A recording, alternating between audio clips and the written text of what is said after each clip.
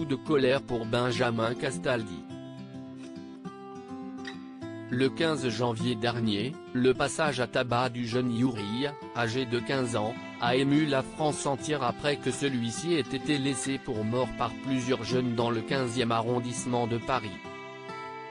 Une agression particulièrement violente, en parallèle de laquelle se déroule un tout autre épisode judiciaire, puisqu'il se trouve que la mère du garçon est également dans le viseur de la police, et ce pour du travail dissimulé.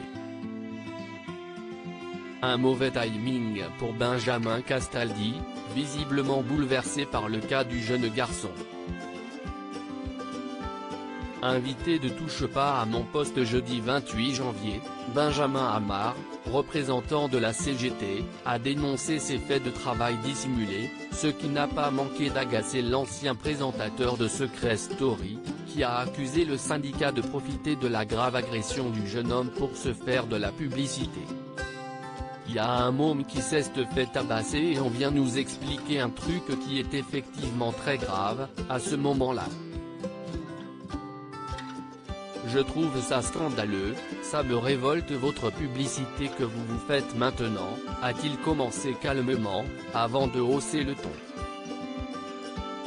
Une séquence dont émane une colère noire, à tel point que Cyril Hanouna a appelé son chroniqueur à se calmer.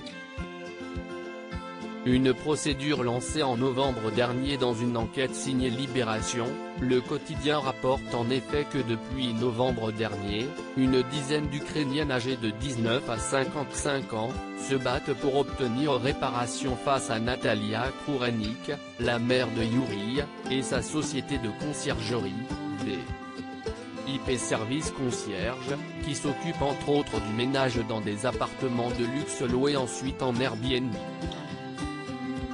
Recrutées directement en Ukraine grâce des offres d'emploi alléchantes, ces femmes dénoncent les faux espoirs que leur employeuse leur a fait miroiter, avec un CDI mais aussi une régularisation de leur situation.